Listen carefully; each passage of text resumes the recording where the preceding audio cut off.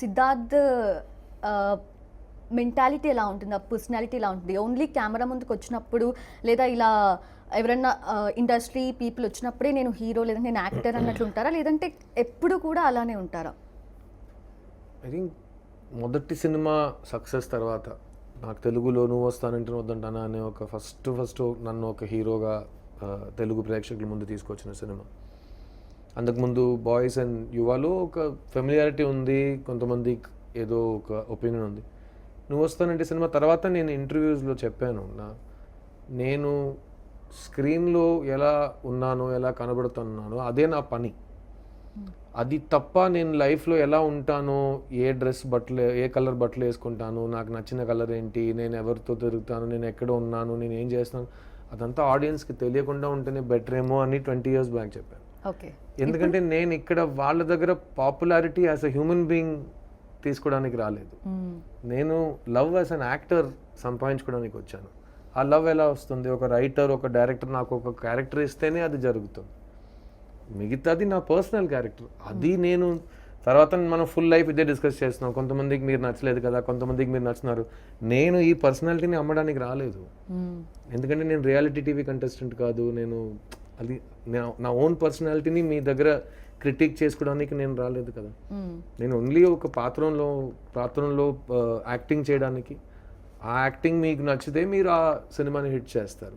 దాన్ని బట్టి నెక్స్ట్ నేను క్యారెక్టర్ సెలెక్ట్ చేస్తాను, మీరు కూడా నా సినిమాని ఆదరిస్తారు, ఆదరించకపోవచ్చు. Today I think a lot of it is become about a person's actual personality.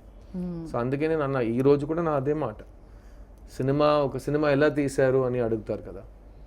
నా దృష్టిలో సినిమా ఒక రెస్టారెంట్ లాంటిది. మీరు వచ్చి ఒక ఆర్డర్ ఇస్తారు, మీకు వంట వస్తుంది, మీరు టేస్ట్ చేసి వెరీ నైస్ అంటారు, లేకపోతే నాట్ నైస్ అంటారు. ఓకేనా? మీరు వెరీ నైస్ అని చెప్పే ముందు ఇందులో ఏం చేశారు, దీన్ని ఎలా కుక్ చేశారని మీరు అడగరు కదా. అడిగినా వాళ్ళు చెప్పరు కదా, ఎందుకంటే అది కిచెన్ లోపల జరిగే మ్యాజిక్. ఈ రోజు ఎలా అయిపోయిందంటే కుకింగ్ షోలో అయిపోయింది.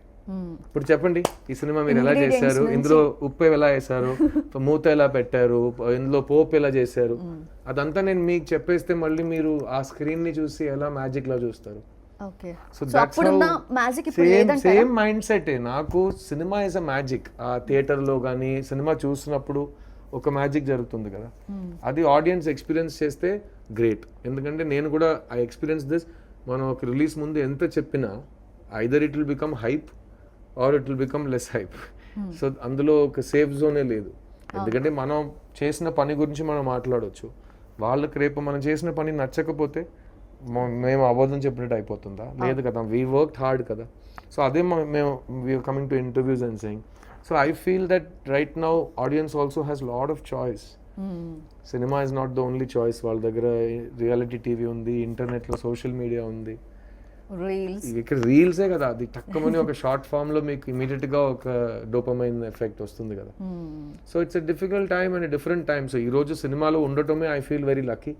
ఇంకా నేను సంవత్సరానికి 2 సినిమాలు తీస్తున్నానంటే ఐ ఫీల్ వెరీ లక్కీ. ఎందుకంటే it's not that easy today. The world has changed a lot. నేను చిన్నప్పుడు the way cinema was scene is very different. And ఎలాంటి సినిమాలని చూసి మనం ఇండస్ట్రీకి వచ్చామో అలాంటి సినిమాలని ఈరోజు తీసి ఆడియన్స్ దగ్గర తీసుకెళ్ళటం, విజయం సాధించడం చాలా ఈవెన్ మోర్ ఛాలెంజింగ్ అయిపోయింది. మీరు ఒకసారి చెప్పారు కదా, నేను అనవసరంగా ఈ జనరేషన్లో పుట్టాను, ఎప్పుడో పుట్టుంటే. ఇప్పటికీ మీరు దాన్నే నమ్ముతున్నారా? దాని మీదే స్టాండ్ అయి ఉన్నారా? అలా కాదండి, ఒక్క టైంలో అది అనిపిస్తుంది కదా మీకు. ఇప్పుడు 2025, ఈ 2025లో మీకు కావాల్సిన ఒక ఎన్వైరన్మెంట్ మీకు దొరకకపోతే మీరు అయ్యో ఇప్పుడు 1995లో ఉన్న వాతావరణం ఇప్పుడు ఉంటే ఎంత బాగుంటుందో అని ఒక్కొక్క సంవత్సరంలో అలాంటి ఐడియాస్ వస్తాయి. బట్ అలా మనం మరీ ఎక్కువ ఆలోచిస్తే ఆ ఫస్ట్ హాఫే మళ్ళీ వస్తుంది, నేను ఎందుకు పుట్టాననే వస్తుంది ఈ కాలంలో అనేది మనం మర్చిపోతాం. సో అది మనం బతికిని మనం మరీ తిడుతున్నట్టు అయిపోతుంది. But yes, there's a very famous movie called Midnight in Paris, woody Allen తీసిన సినిమా. ఆ సినిమా కాన్సెప్టే ఇదే. చాలామంది అయ్యో నేను వేరే టైంలో పుట్టింటే లైఫ్ వేరేలా ఉండేది కదా అని ఆలోచించే ఒక మైండ్ సెట్ గురించి ఒక సినిమా తీశారు ఆయన. సో ఆ సినిమా చూసిన తర్వాత నాకు ఈ కాన్సెప్ట్ అర్థమైంది.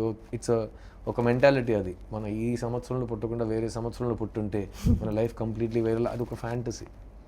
So I think that comes with 2 things. మనం ఒకటి ఎక్స్పెక్ట్ చేస్తాం, అది రియాలిటీ ఆ ఎక్స్పెక్టేషన్ తగ్గట్టుగా రాలేదనుకోండి ఇలాంటి ఆలోచనలు వస్తాయి. సో ఇది నేను చెప్పిన టైంలో it was true for when I said it, because నాకు ఎలాంటి డైరెక్టర్స్ ఎలాంటి స్క్రిప్ట్ రైటర్స్ వాళ్ళని చూసి మనం దూరం నుంచి ఏకేల విడులాగా మనం ఒక స్టూడెంట్గా పెరిగాము. ఆ ఫిల్మ్ మేకర్స్ ఆ టైప్ ఆఫ్ ఫిల్మ్స్ అవి చాలా తక్కువ అయిపోయింది ఆ టైంలో, విచ్ వాస్ వెరీ